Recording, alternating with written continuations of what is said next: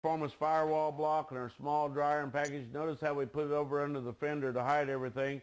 We got our vintage air lines in here to tie in because we got a vintage air heat and cool system.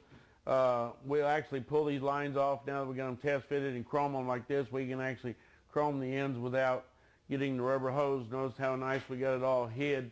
They're about at the point to put the Griffin radiator in. This is the radiator that we have Griffin build for us. Notice the smooth tanks. And we got a polished AC condenser with hard lines.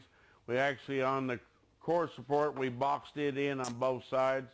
So it's a nice smooth looking setup. This is the LS2 that we dynoed over to comp cams with a comp cam and CNC ported heads, competition roller rocker arms. This engine actually made 548 horsepower on the dyno. That's pretty good for an LS2, which is normally 400 horse, 400 pounds of torque. Notice our DuPont paint's really looking good. Midori Sour with a champagne mist top on it. Notice we've got our stainless steel brakes on the front. We got to put them on the back yet with the Bob's Progressive chassis. Boyd's sending us some new wheels. We get our Goodyear tires on it, and it's really going to look good. Notice the glass that we put in. We've eliminated the vent window. Got the one-piece glass with the power windows. If you come around here and look under the dash, we've used a Kugel pedal assembly, which incorporates the clutch and the brake master cylinder right up underneath. We've got our vintage air heat and air system up under the dash. Notice our smooth dash. We're going to use the Iditic column. We've got the dash made to where that particle slides right out so you can service your clutch or your brake without a problem. Really going to be a good deal. Tony's working all the wiring right now with American Auto Wire's 55, 57 harness. We're putting it all in shrink wrap. We're going to have a contour glass in the back here. We got it all in the shade, and we'll come around to the back and let me show you in the trunk where we're putting the air ride suspension.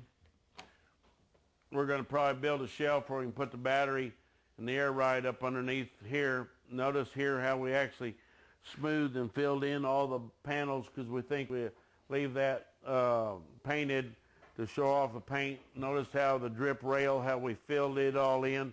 Notice up under the trunk lid how it's all filled in with Stream Performance chrome and all the chrome parts, where we even pancaked the hood, which you'll show you later. really made a neat, smooth car. It's really going to be, and DuPont has picked it, which you'll see it pretty soon. It's going to be featured and unveiled at the SEMA show, and DuPont's going to have a unveiling of it with all the magazines there, so it's going to be in all the magazines. Plus, you'll probably get to see it on the show circuit a lot this year. We'll, as we get a little further along, we'll come back and show you some more of the stuff.